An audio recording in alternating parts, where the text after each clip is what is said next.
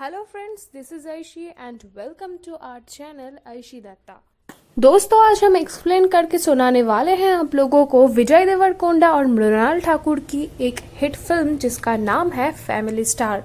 लेकिन सबसे पहले ऐसे ही और इंटरेस्टिंग एक्सप्लेनेशन वीडियोस के लिए आप सभी को हमारा चैनल यानी कि आयशी दत्ता को सब्सक्राइब करना पड़ेगा और नोटिफिकेशन ऑन करना पड़ेगा, क्योंकि जैसे ही मैं किसी ऐसे वीडियोस की एक्सप्लेनेशंस चैनल पे डाल दूँ तो वो सबसे पहले आप ही के पास जाए। तो चलिए दोस्तों, शुरू करते हैं आज की इस मूवी की एक्सप्लेनेशन को जिसका नाम है फैमिली स्टार। तो मूवी की शुरुआत होती है इंदु नाम की एक लड़की को। दोस्तों, यहाँ हमें पता चलता है कि इंदु की आज शादी होने वाली है और इंदु इस शादी से बिल्कुल ही खुश नहीं है, परंतु कुछ सिचुएशंस ऐसा है जैसे उसे ये शादी करनी पड़ेगी। अब ये सीन शिफ्ट होता है गोवर्धन नाम के एक लड़के के ऊपर, जहां हमें दिखाया जाता है गोवर्धन सुबह 6 बजे उठकर राशन के सेंटर पे पहुंच जाता है बहुत सारा राशन लेने के लिए, और उसके पास होता है बहुत सारा आधार कार्ड। दोस्तों, इस मूवी में हमें दिखाया जाता है कि गोवर्धन नाम का जो लड़का था वो बहुत ही ज्यादा कंजूस था। दोस्तों, इस मूवी में गोवर्धन कंजूस तो हो सकता है, लेकिन वो बिल्कुल परफेक्ट था और उसे सोसाइटी के हर लड़की और हर लड़के बहुत पसंद करते थे और इज्जत भी देते थे, और सभी माँ ही चाहती थी कि गोवर्धन जैसा उनका भी एक बेटा हो।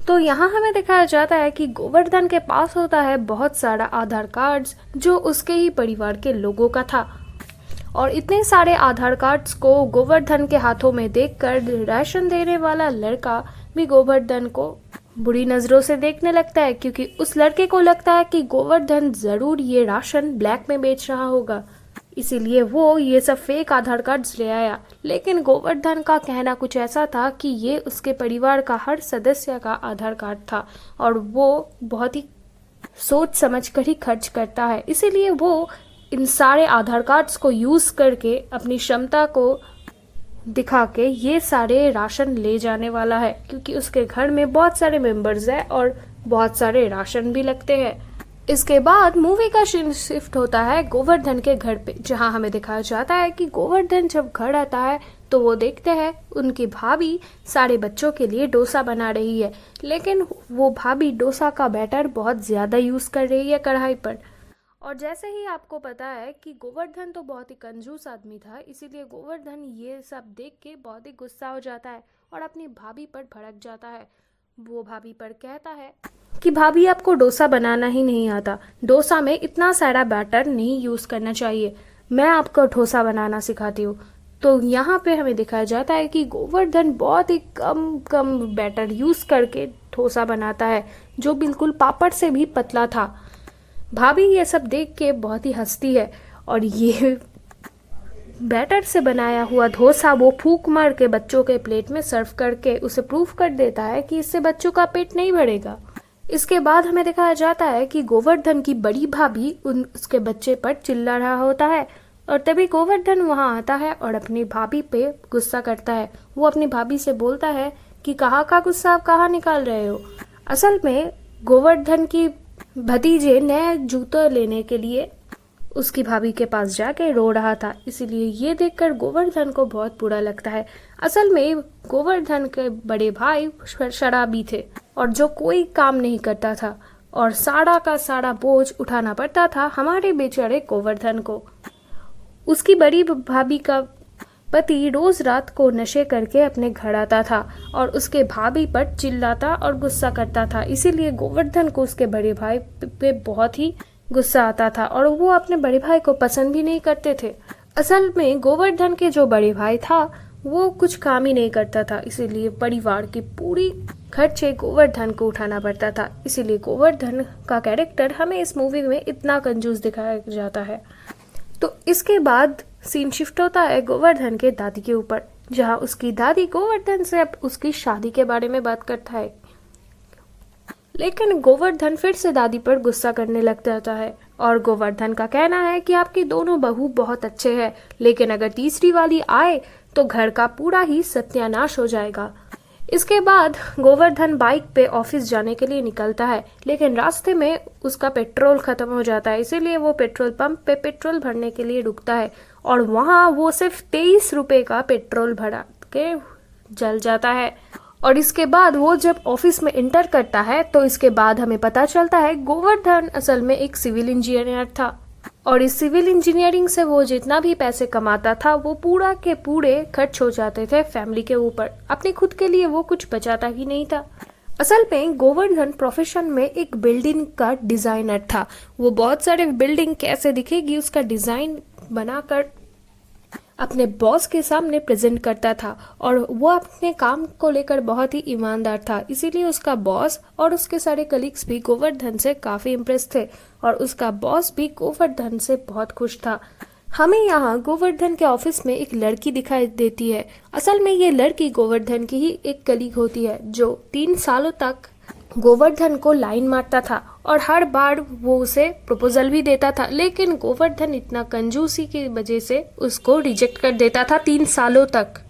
इसके बाद हमें दिखाया जाता है गोवर्धन रात को अपने बाइक लेकर रास्ते पे जाता है और वहां से अपने शराबी भाई को पिकअप कर के घर लाना चाहता है, लेकिन उसका भाई इतना शराबी होता है कि वो उसका भाई उसके बाइक पे ना बैठ के वो ऑटो से आता है अपने घर पे, जिससे डबल खर्चा हो जाता है और इससे उसका भाई यानी कि गोवर्धन गुस्सा हो जाता है। इसके बाद इस मूवी का शिफ्ट होता है गोवर्धन के घर पे, जहां हमें दिखाया जाता है कि गोवर्धन घर तो आ चुका था, लेकिन जब ही वो छत पे जाता होता है हवा खाने के लिए तभी उसे उसकी दादी बोलती है कि छत पे ना जाए क्योंकि वहां नया किराएदार आ गया है। उनकी हालत इतनी बदतर थी, इसके लिए उसने ऊपर वाला कमरा रेंट पे किसी को दे दिया था।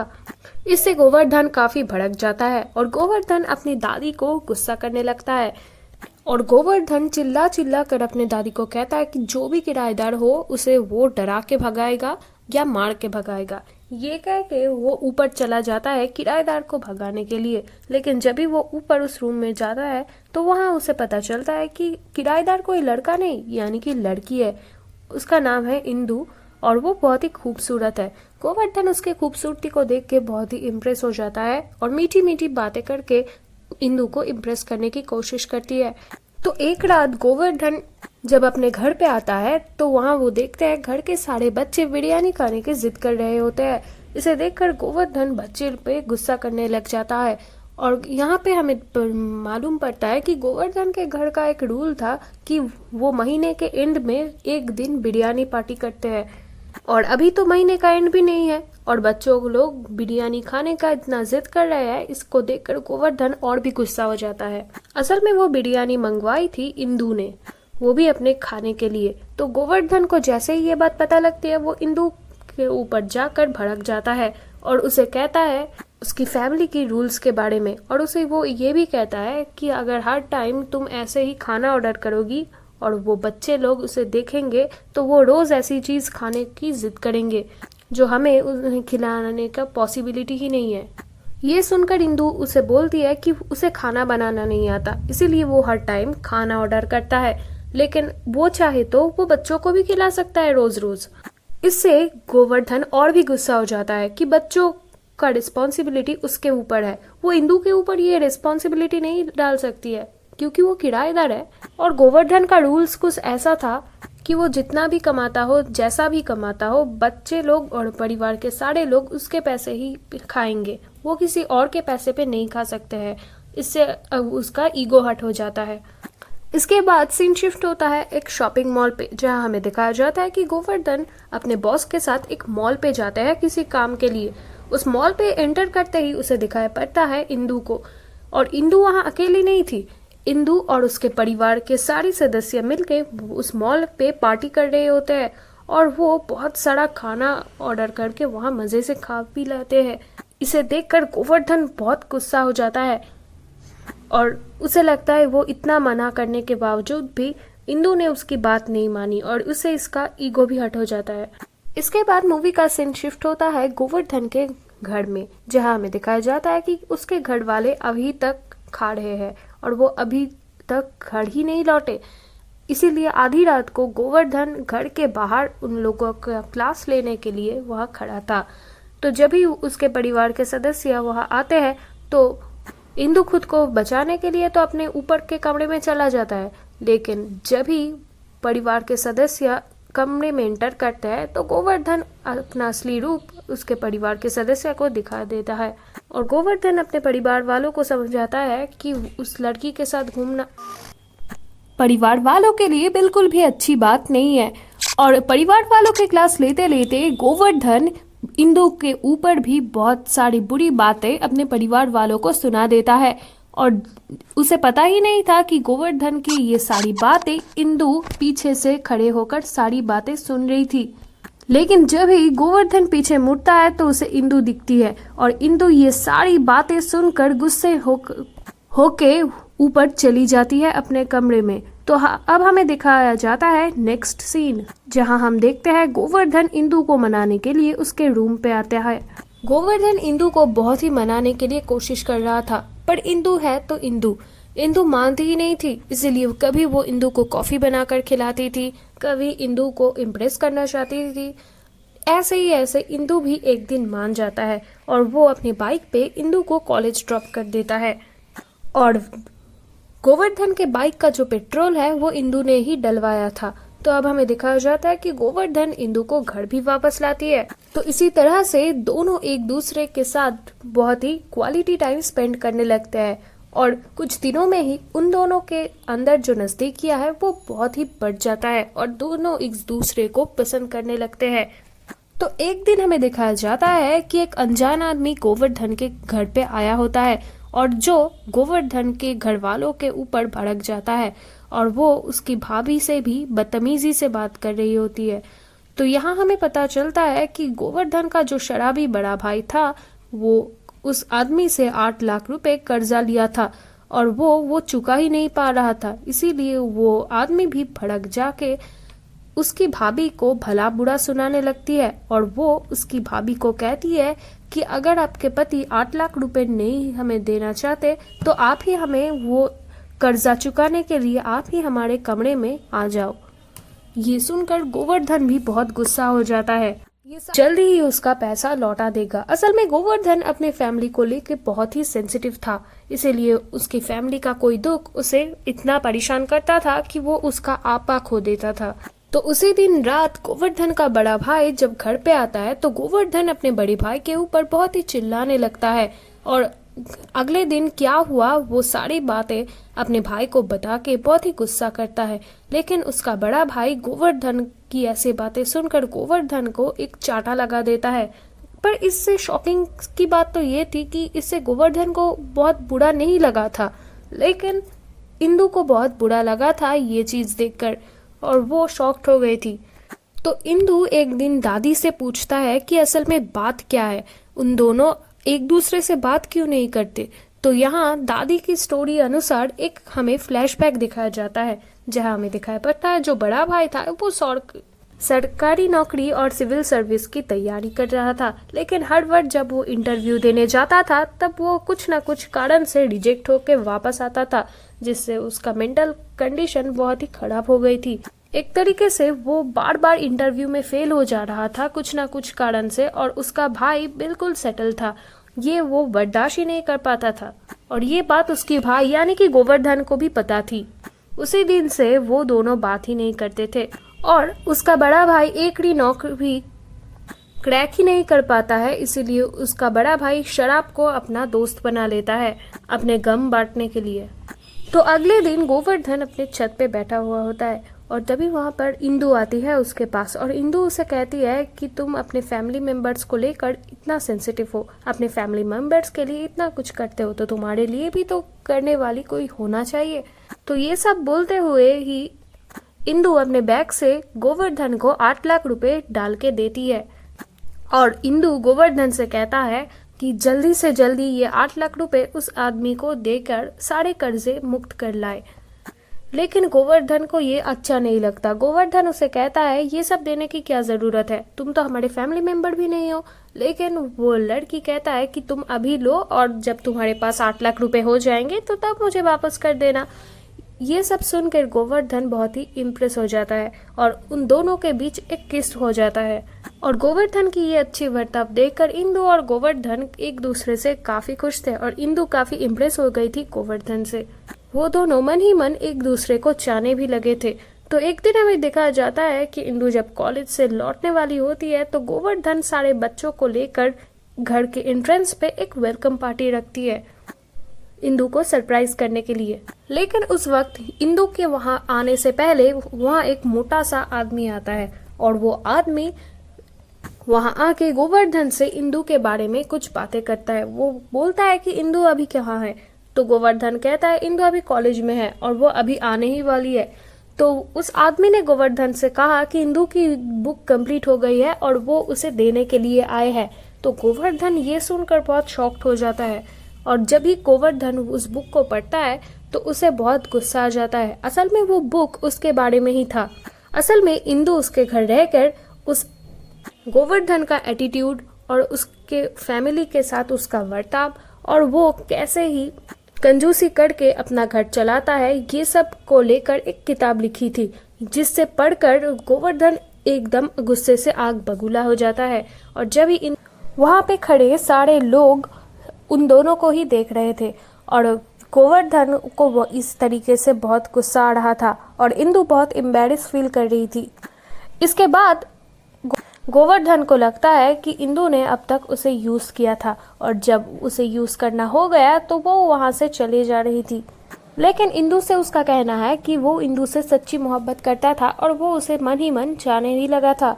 लेकिन इंदु ने जो किया वो उसके साथ ठीक नहीं किया। ऐसी बातें बोलकर वो वहां से चला जाता है और वो घर जाके प्लान करता है कि वो उसे इंदु को दिखाना होगा कि वो बिल्कुल गरीब और लाचार नहीं है, वो भी बिल्कुल बड़े आदमियों की तरह जी सकता है। इसीलिए वो एक बड़े कंपनी में जॉब के लिए अप्लाई कर देता है। बाद में वो वहाँ सिलेक्ट भी हो जाता है और यहाँ हमें पता चलता है कि गोवर्धन अपने बॉस से 6 महीने की पेमेंट की एडवांस एक बार में ही ले लेता है और उस पैसे से गोवर्धन ने अपने लिए एक बहुत ही अच्छा आईफोन खरीदा और एक बहुत ही ब्रांड न्यू बाइक भी खरीदा। और ये सारी चीजें खरीदने के बाद वो इंदु को बार बार वीडियो कॉल करके दिखाना चाहती थी कि वो लाचार और गरीब नहीं है। गोवर्धन उस पैसों से अपने परिवार को अच्छा अच्छा खाना खिलाता था, अच्छे अच्छे कपड़े पहनाता था और अपने लिए बहुत ही कीमती चीजें शॉपिंग भी करता था। और हर बार वो ये सब चीजें अपने उस न्यू आईफोन के जरिए से उसे वीडियो कॉल करके ये सब दिखा रहा था ताकि वो सोचे कि गोवर्धन अब पहले जैसा नहीं रहा। गोवर्धन अपने काम को लेके बहुत ही सीरियस था और वो ईमानदारी से सारे काम प्रॉपर तरीके से कर भी रहा था, इसीलिए उसके बॉस भी बहुत खुश थे।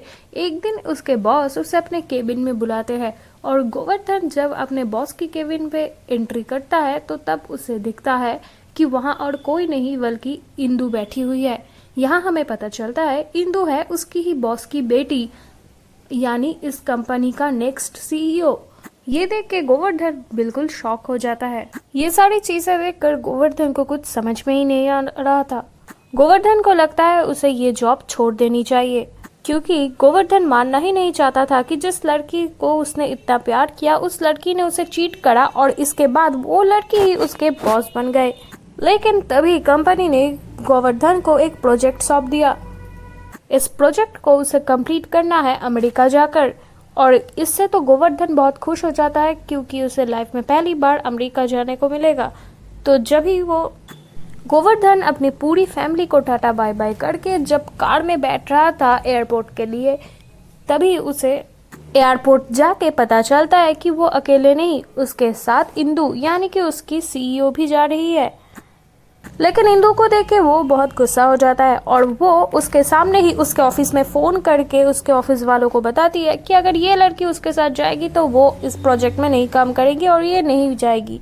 लेकिन ऑफिस वाले उसे कहती है कि उसका जाना बहुत ही ज़रूरत है क्योंकि वो सीईओ है।